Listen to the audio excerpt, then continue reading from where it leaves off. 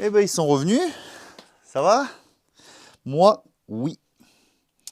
Bon allez, on continue un petit peu les 2-3 bricoles qu'il y a à faire sur le camion. Dans cette vidéo, on va aller au contrôle technique. Donc là, je suis en train de faire des petites pièces comme ça. Dans la vidéo de la semaine dernière, je t'expliquais que j'allais reboucher les trous sur les montants à l'avant avec du plaquage de champ comme ça. Donc c'est du plaquage autocollant, ça colle super bien. On va essayer d'aller décoller le morceau que j'ai mis pour tester l'autre jour ensemble. Donc là, je fais ça. Après, je me suis rendu compte d'une autre chose, c'est que le camion a tendance à chauffer un petit peu. Donc, on va aussi changer le thermostat. Si j'ai le temps, je dis bien si j'ai le temps, je vais m'occuper du trou qu'il y a dans la réhausse à l'arrière. Ça, c'est pas, j'avais pas forcément envie de le faire maintenant parce que de toute façon, la réhausse, je pense que je vais toute la refaire, je vais toute la repeindre et tout. Donc, je voulais faire ça à ce moment-là, mais je me dis que pour le contrôle, ça peut être intéressant de le faire dans le sens où le gars, au moins, il voit que je m'en suis occupé, quoi, que je laisse pas les trucs traîner. Donc ça aussi, c'est assez important après pour l'avis du gars du contrôle technique. Il peut être un peu plus conciliant s'il voit que les choses sont faites et qu'on laisse pas traîner, quoi. Donc ça, on va aussi refixer la plaque d'immatriculation de façon conventionnelle. Là, jusqu'à maintenant, c'est des vis, hein, vous savez. Donc là, on va mettre des rivets. Après, il y avait quoi? Donc ouais, la petite retouche de peinture. Il y a 2-3 bricoles. On verra au fur et à mesure. J'ai pris des notes. Il faut aussi que je refasse la petite pièce en plastique là, qui vient permettre d'ouvrir le clapet dans le moteur pour la ventilation intérieure. Enfin voilà, plein de petites bricoles. On va aussi faire quelques vérifications. Je vais revérifier tout ce qui est éclairage. Tout ça pour voilà, pas se prendre une contre-visite pour des trucs cons. Je vais vérifier aussi les plaquettes avant. Ça, je me dis que j'ai pas vérifié réellement depuis que j'ai le camion. J'ai regardé tous les freins arrière, on a tout démonté ensemble, mais les freins avant, j'ai pas du tout jeté un œil dessus. C'est peut-être ce que j'aurais dû faire dès le départ, parce que là, si au final je me mange des plaquettes trop usées, ça va être contre-visite.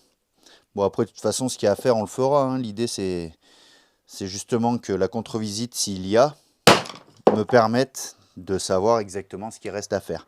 Bref, allez, j'ai assez de pièces là, on va aller faire ça déjà et après on s'occupe du thermostat. Déjà on va essayer de retirer celui-là.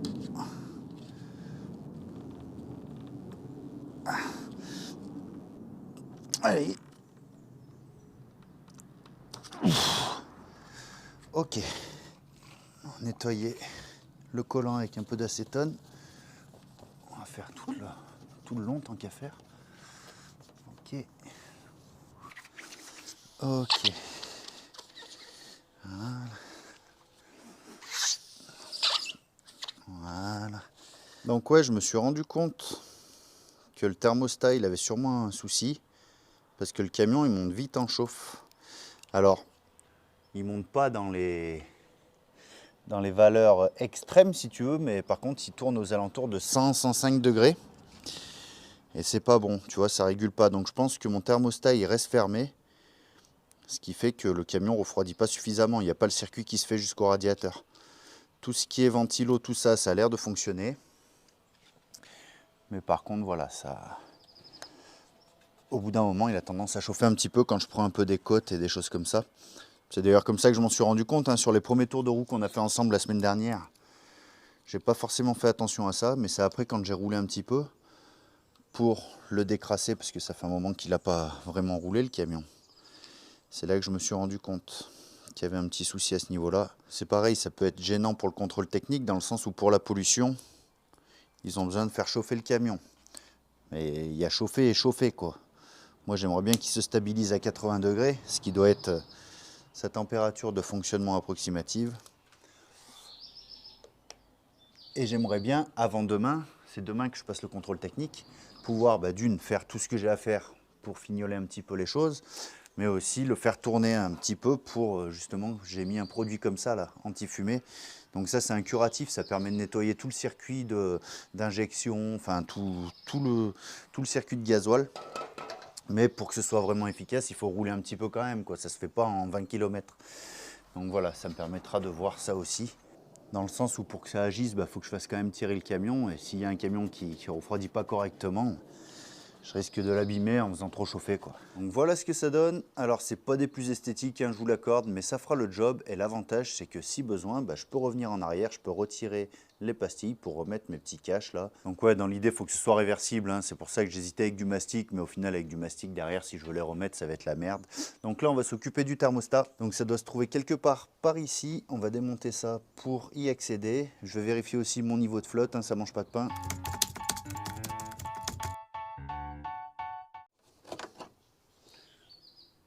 Oh, mais il n'y a presque plus d'eau là-dedans. Putain. T'as aussi bien, c'est juste ça. J'avais fait les niveaux quand j'ai changé ma durite là la dernière fois.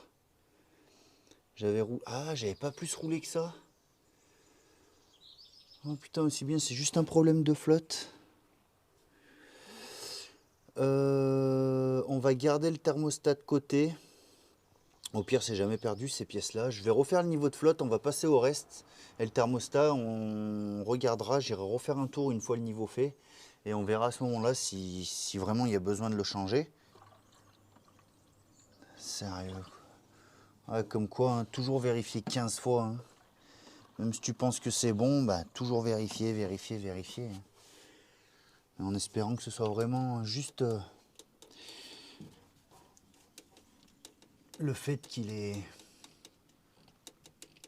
évacué de l'air qui fasse que voilà que j'ai perdu du liquide et que ce soit pas une chauffe. Mais j'avais vérifié mes durites sont pas dures. Tu sais, quand tu as une fuite par exemple au joint de culasse, ça arrive que tu aies les durites qui soient vachement dures parce que du coup tu as la pression de la compression du moteur qui rentre dans le circuit de refroidissement. Du coup ça fait que tes durites elles sont vachement dures, tu sais. Donc là moi ça n'avait pas été le cas, ça j'y avais vérifié hier d'ailleurs quand j'ai vu que ça chauffait. Mais j'ai pas vérifié le niveau, putain. Bon, j'ai refait le niveau, alors je me suis mis entre le mini et le maxi, hein, le camion est froid donc on va pas jusqu'au maxi. Là on va s'occuper de cette pièce là, donc je vais la démonter. Ça normalement un quart de tour. Donc ouais, clairement pour mon liquide de refroidissement, je sais que vous allez me charrier dans les commentaires. Hein, et vous avez raison. Quoi qu'il en soit, j'aurais pu ne pas mettre le moment où je change où je dis que je vais changer le thermostat pour faire comme si j'avais tout anticipé. Mais non, faut y laisser ces genres de trucs là parce que ça montre aussi que ça arrive. Bah déjà d'une, ça arrive à tout le monde. Et de deux, bah, ça montre qu'il faut vraiment les avoir, ces réflexes. Toujours vérifier ses niveaux, toujours faire les choses dans l'ordre. Là, j'ai pas fait les choses dans l'ordre et vous voyez, bah, j'ai acheté un thermostat pour rien. Enfin, je dis pour rien, mais c'est pas tellement pour rien dans le sens où c'est des pièces qui servent toujours. Puis l'avantage, c'est que là, par après, je vais me faire une petite caisse dans le camion où je vais laisser 2-3 conneries, 2-3 outils justement pour réparer en cas de panne. Tu sais, t'es sur la route, t'es emmerdé. Et ça, les thermostats, une courroie accessoire, des choses comme ça, c'est des choses que c'est bien d'avoir dans son camion, dans le sens où c'est des réparations qui peuvent se faire un petit peu sur le bord de la route, tu vois, sans trop de problèmes. Mais si t'as pas les pièces, bah, t'es souvent emmerdé et souvent bloqué pour des choses bah, assez simples à régler en temps normal finalement. Donc là, on va régler ça. Je vais y mettre un coup de colle, je pense, ou directement, parce que j'ai vous savez les pistolets là, avec les agrafes qui chauffent, j'ai pris ça sur Amazon, ça vaut 30 balles, je vous mettrai un lien dans la description. Donc on va essayer avec ça. Après je suis pas convaincu, hein, mais ça je me dis que ce genre de pièce à retrouver, ça doit pas être simple. Donc bref, on va essayer comme ça, on va voir. Parce qu'en fait, vous savez comment je l'ai pété ça? Attention, manœuvrer non. Caution, do not, non. Ah, attention, actionnez le volet seulement par le levier intérieur. Voilà. Donc déjà, on va faire un bon nettoyage au nettoyant frein. Petite brosse.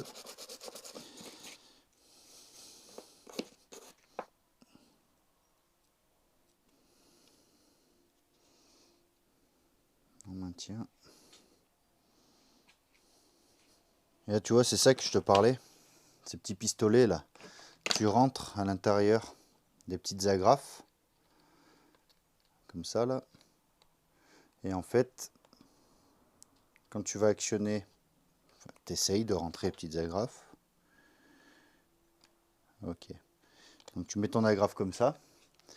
Et une fois que tu vas actionner ton bouton, ça va le chauffer à rouge. Et tu vas pouvoir venir faire fondre pour l'insérer dans la pièce en plastique. Après tu relâches, tu laisses refroidir, tu enlèves ton pistolet et tu recoupes juste les deux petites tiges qui dépassent. Et ça renforce en fait le bordel, quoi. Donc là normalement, ça va chauffer. Voilà, donc là ça devient rouge. Et normalement, on peut y appliquer comme ça. Ouais, comme ça on va le mettre.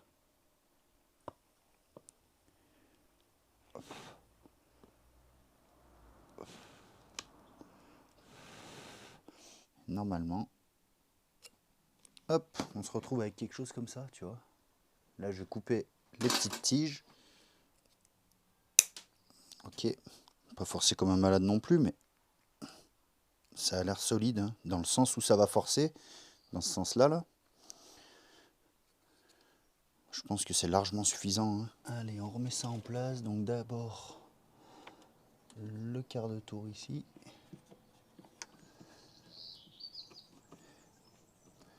Ok. Allez, on teste. Là, il n'y a que vous qui voyez, les gars. Bon, je vais voir si c'est ouvert. Oui! Alors, l'ouverture n'est pas énorme, mais je pense que c'est suffisant dans le sens où, bah, tu vois, c'est ici. Tu as la prise d'air sur le capot. Elle vient forcer, en fait, la rentrée d'air dans l'habitacle par ce capot-là. Donc là, d'ailleurs, ce capot, je vais le démonter. On va le nettoyer, parce que je crois qu'il y a plein de merde à l'intérieur. Ok, là, c'est pété. Est-ce que j'y répare? C'est un peu fin. Je vais essayer d'y mettre des agrafes, mort pour mort. Qu'est-ce que ça dit? Ouais, tu vois, pas mal de merde là-dedans. Donc là, on va faire un petit nettoyage vite fait, hein, de toute façon. Ça va finir par se re-encrasser. Hop. Par contre, ce qui est important de surveiller, tu vois, c'est qu'ici, ça coule. Sinon, lui, il se remplit d'eau, tu vois. Donc voilà, faut pas que ce soit obstrué. Là, on va essayer de réparer l'élément ici. Donc là, c'est une petite plaque de plastique qu'on va essayer de former pour venir poser ça dessus. Donc là, tu vois, ça va donner un truc comme ça. Et l'avantage, c'est que même une fois vissé, je vais repercer, hein, bien sûr, il y aura un appui qui se fera aussi là sur les côtés. Donc normalement, ça devrait jouer le jeu. Allez, je colle. On va venir directement au côté opposé et on finira par le milieu pour éviter de tout arracher ce qu'on a fait jusqu'à maintenant. Ok. Et ici, si ça veut faire. Ok. Écoute, on va pas insister plus. Si, peut-être celle-là la mettre plutôt comme ça.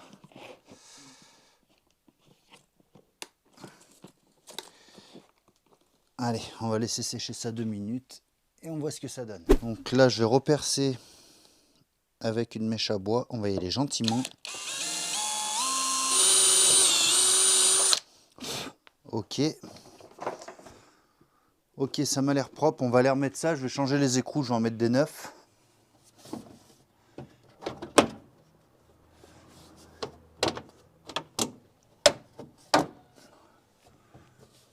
Ouais.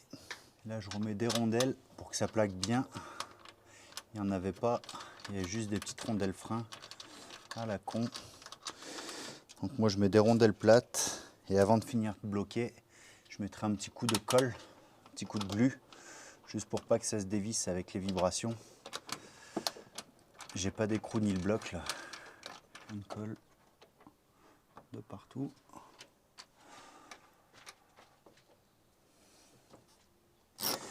Et une fois que la colle a pris, bah, ça bouge plus.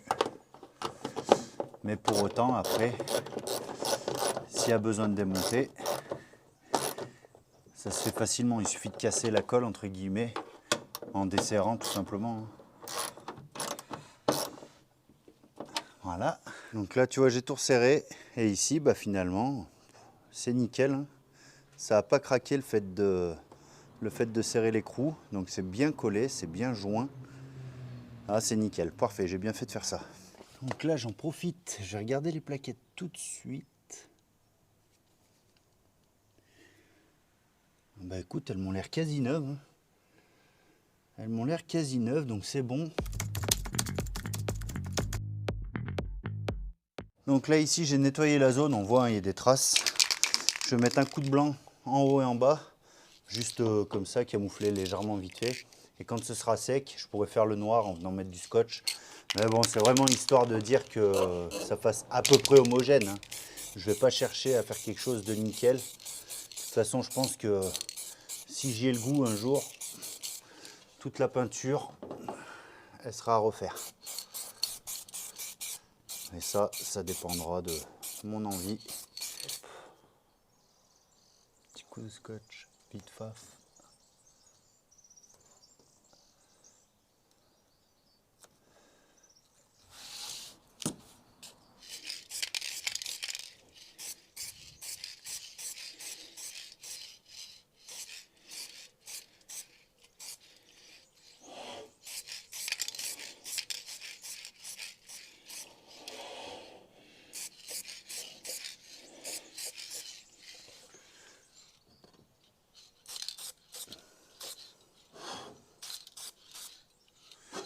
Voilà, on va pas se mentir, on est sur du détail, hein, mais...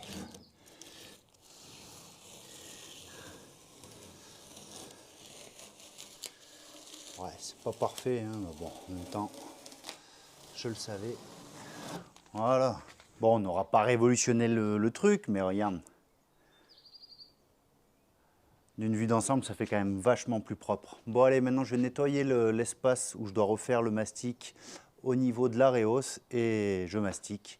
Donc là, le problème, c'est que je ne vais pas pouvoir y repeindre. Tu vois, l'Areos, par rapport au camion, elle est plutôt crème. Donc le mastic, il va être ocre. Donc je vais essayer peut-être de mettre un petit coup de blanc vite fait, histoire de dire, mais là, on verra clairement la démarcation. Par contre, ce qui est sûr, c'est que ça ne fuira plus. Allez, je vais nettoyer la zone. Donc ouais, là, comme vous pouvez le voir, c'est pas facile à filmer. Donc aussi bien, niveau mastic, je vais faire ça hors caméra. De toute façon, le mastic, vous en avez vu tout le long de la semaine dernière, ou de la semaine d'avant, je sais plus. Voilà, vous savez comment je procède, hein. Donc là, moi, je vais m'occuper de ça hors caméra, et on verra le résultat final. Allez, à toutes. Allez, pendant les différentes étapes de mastic, on se retrouve à l'intérieur du camion. Il reste une chose à faire ici, c'est au niveau du roulement pour la coulisse de porte. Donc là, tu peux le voir, hein, il n'y a plus de roulement du tout. Ça tient grâce à la tige qui maintenait d'origine le roulement. Donc ce que je vais faire, c'est que cette tige, bah, évidemment, je vais l'enlever, hein, et je vais mettre un petit roulement avec une vis, hein. J'avais ça à l'atelier qui traînait, donc on va s'en servir et on va essayer de voir si c'est mieux avec ce système-là plutôt que sans rien du tout.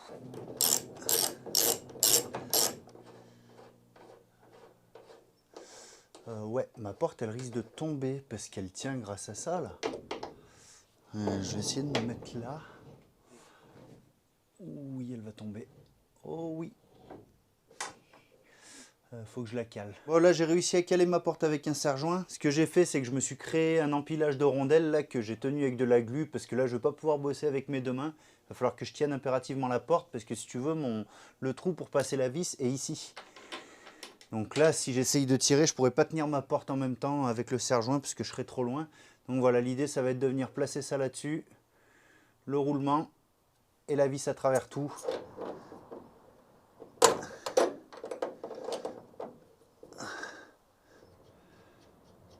Contre-écrou.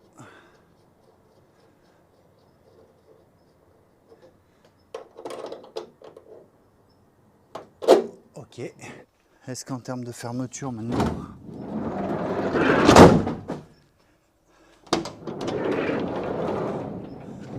Royal. Allez, je vous montre le mastic. Bon allez, j'en profite pour faire quelques tours de roue là. Donc voilà un petit peu le résultat de l'Areos. Donc ça, c'est l'état dans lequel c'était au départ.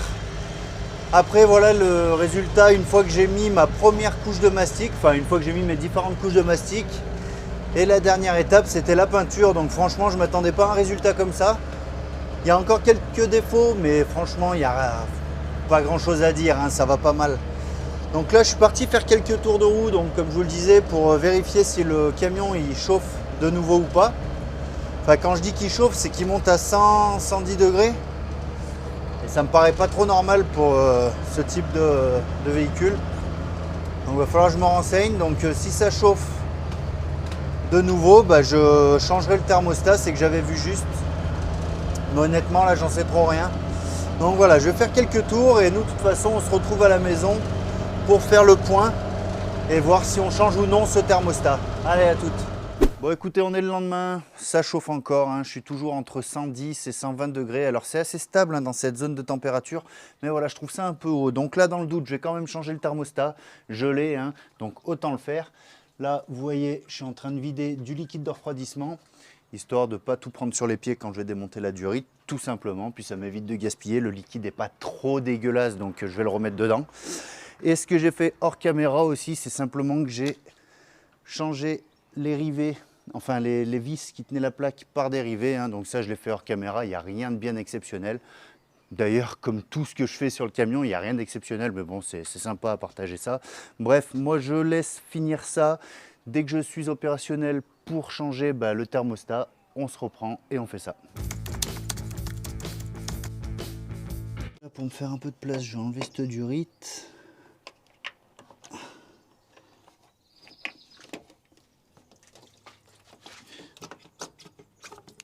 Ok, ça me donne accès à tout ça. À la limite que je tombe la moitié. C'est en dessous là.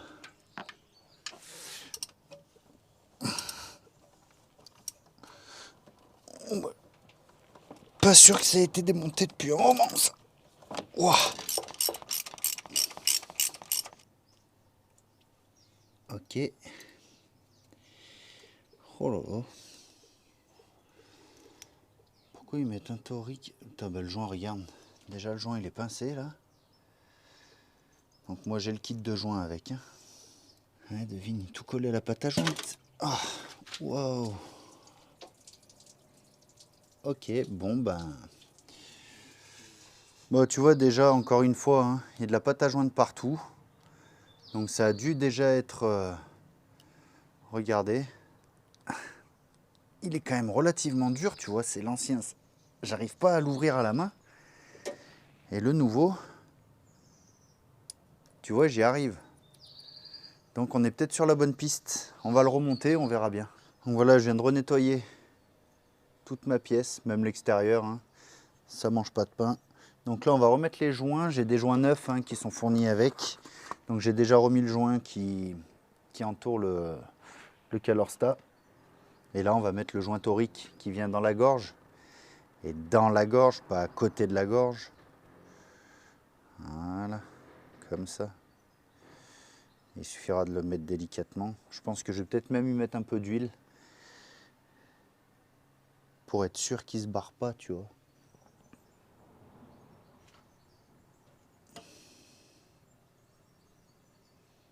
Bon, je vais remettre celui-là. Donc là, il y a juste un truc à faire gaffe, c'est de bien mettre le renfoncement ici au niveau du tuyau. Ah bah il y est des deux côtés en fait, donc j'ai une connerie, tu vois. Il y est des deux côtés, donc peu importe. Hop, donc ouais, j'ai mis de l'huile sur le joint, comme ça le tient.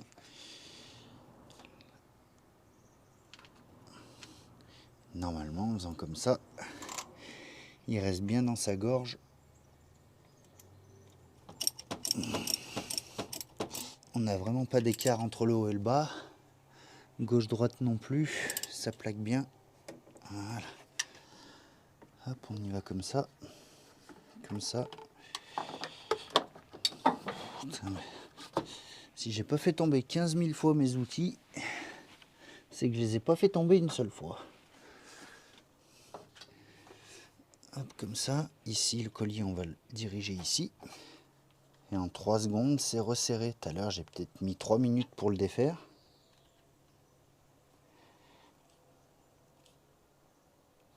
Donc là c'est pareil, c'est accessible. Ok. Ok, là on est bon, là on est bon, là on est bon. Ici on est bon, en dessous on n'a rien touché. Donc là, paf, on va y reclaquer le liquide qu'on avait enlevé. Je vais m'en voir. Hop, comme ça.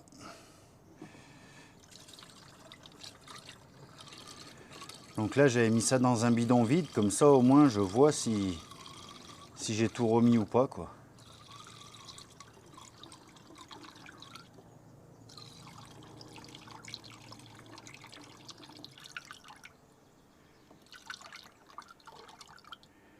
Ok, j'ai tout remis.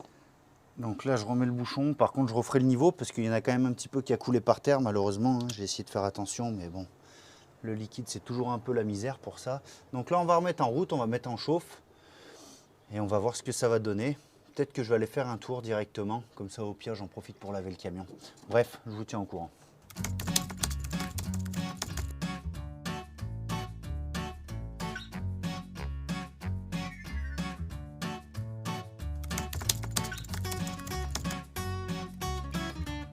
Bon écoutez, le camion chauffe toujours, donc clairement le problème venait pas du thermostat. Je me suis rendu compte après coup que lorsque je mets le contact sur le camion, lorsqu'il est froid, hein, et j'ai mon aiguille de chauffe qui monte déjà à 60 degrés, alors que le camion il est froid, il n'a pas tourné. Donc voilà, en fait le problème ça vient de ma jauge de température. D'un côté ça me rassure, ça va pas trop me porter préjudice pour le contrôle technique je pense. Ça on va aller voir, hein. De toute façon là maintenant ça va être l'heure. Dans 1 heure ou deux, le gars il fait ça, il a pas de montre. T'sais. Dans 1 heure ou deux, je vais aller à mon rendez-vous. Donc je vous reprends juste après. Pour information, j'ai mis un petit coup de lavage au camion. Voilà, j'ai essayé de le mettre un peu propre, hein, que ce soit quand même présentable. On va voir si ça sert à quelque chose. Les petites réserves que j'émettrai aujourd'hui, c'est peut-être sur la pollution. J'ai mes pneus arrière aussi qui sont pas terribles, hein, on va pas se mentir. Alors ils sont pas au témoin, mais on voit qu'ils sont un peu vieux et ils n'ont pas la même usure des deux côtés. Donc voilà, j'espère que ça va pas porter préjudice à ce niveau-là. Ce serait dommage de se faire recaler pour deux pneus. Voilà, c'est les deux choses que je vois vraiment qui pourraient porter... qui pourrait causer des problèmes au niveau du contrôle. Donc bref, moi je me dirige là-bas et on se reprend tout de suite avec vous pour voir un peu les résultats. On croise les doigts, à toutes.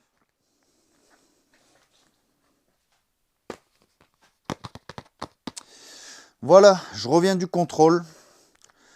Est-ce que ça s'est bien passé? Oui. J'ai 4 lignes sur le contrôle technique. Donc on va regarder ça ensemble. Est-ce qu'il est passé? Est-ce qu'il n'est pas passé? Alors ces 4 lignes sont des défaillances mineures. Donc c'est bon, le camion est passé. Je suis trop content. Franchement, ça fait plaisir après tout le travail que j'ai fait dessus. C'est vraiment cool que ce soit passé. Et dans les 4 lignes de défaillance, il y a, comme je l'avais un peu vu, hein, les pneus. Donc les pneus arrière qui ont une usure anormale. J'ai toujours un léger déséquilibre à l'arrière. Alors c'est cette fois-ci dans les tolérances, hein, je suis à 25%. Quoi qu'il en soit, je vais remettre un cran ou deux, c'est à l'arrière gauche où ça freine pas assez. Donc je vais remettre un cran ou deux sur mon régleur et ça devrait régler le problème. Opacité sur les feux arrière, donc j'ai un feu arrière qui est un peu plus opaque que l'autre, hein, au niveau des capots de feu arrière. Donc ça je le savais, d'ailleurs si vous regardez dans les premières vidéos, je vous l'avais pas montré ça, mais on voit qu'il y a un feu arrière, le gauche, qui est vachement terne, et ça j'avais réussi à le ravoir avec un, hop, avec un décapeur thermique, donc ça a très bien marché. Par contre, voilà, il faut y aller progressivement, gentiment. Donc voilà, ça a très bien marché, mais ça reste quand même noté. Je pense que si j'avais pas fait ça, il passait pas au niveau de l'opacité de l'arrière gauche parce que c'était vraiment critique. Et ensuite, au niveau de la corrosion, j'ai encore de la corrosion non perforante. On est sur de la petite rouille de surface et c'est en fait sous les bas de caisse un petit peu, mais c'est vraiment de la rouille de surface. Donc ça, je vais mettre un petit coup de brosse, un petit coup de convertisseur de rouille et ça fera très bien l'affaire. Après, on verra si je remettrai un coup de peinture noire quand je referai le soubassement du camion. Mais pour l'instant, on n'en est pas là. Donc le contrôle technique est bon pour 2 ans. Bien sûr, dans 1 an, il faudra que je repasse à la pollution. Alors la pollution, il m'a dit que les valeurs étaient pas trop correspondantes en fonction des 4 tirs qu'il a fait. Il a fait 4 4 tests, oui. 1, 2, 3, 4, c'est ça. Donc on a une bonne moyenne, on est clairement dans les tolérances. Mais par contre, c'était pas très régulier et je lui ai dit clairement que j'avais mis du produit pour la pollution. Tu vois, j'y suis allé vraiment de manière honnête. Il m'a demandé quand est-ce que je l'avais mis. Je lui ai dit que ça faisait 48 heures, que j'avais roulé un petit peu, mais pas trop, parce que voilà, je suis pas non plus en règle avec le camion. Et il m'a dit, ah ouais, mais ça, faut le mettre 15 jours avant. Il me dit d'ailleurs, l'année prochaine, quand vous reviendrez, si vous voulez le refaire, mettez-le 15 jours avant. Il me dit là, dans l'état, même l'année prochaine, il passera, mais il m'a dit, on ne sait pas, avec tout ce qu'ils font en ce moment au niveau de l'écologie et tout, aussi bien, ben, on ne sera plus dans les tolérances, dans les nouvelles tolérances. Donc il m'a dit, on verra à ce moment-là. Il m'a dit, dépense pas. Donc parce que je lui ai parlé d'un nettoyage à l'hydrogène, je sais que ça se fait. Et alors, il serait intéressé pour voir un peu l'avant-après à ce niveau-là, parce qu'il n'est pas forcément convaincu par ce type de nettoyage de moteur. Mais quoi qu'il en soit, il m'a dit dépense pas d'argent là-dedans, tu viens faire le contrôle, on voit, et si vraiment il y a quoi que ce soit, après tu as 2 mois pour faire le nécessaire, si vraiment ça passe pas. Donc il m'a dit, voilà, va pas dépenser des 100 et des 1000 dans des trucs comme ça où on n'est pas sûr, et en plus de ça, aussi bien l'année prochaine, ton camion il passe dans l'état, donc t'embête pas. Bref, enfin voilà, le camion est passé, encore une fois, je suis super content. Maintenant, on va pouvoir passer à la partie aménagement. Donc ce sera le premier sujet de la vidéo de la semaine prochaine. On continue sur cette petite série, hein. Après, il y aura peut-être un moment où j'aurai un creux, s'il faut que je fasse la vidange sur une autre voiture aussi. Mais bref, on verra ça au fur et à mesure. Moi, je vous dis à la semaine prochaine pour une nouvelle vidéo. Et d'ici là, n'oubliez pas que le meilleur résultat est celui qui convient au contrôle technique. Ciao!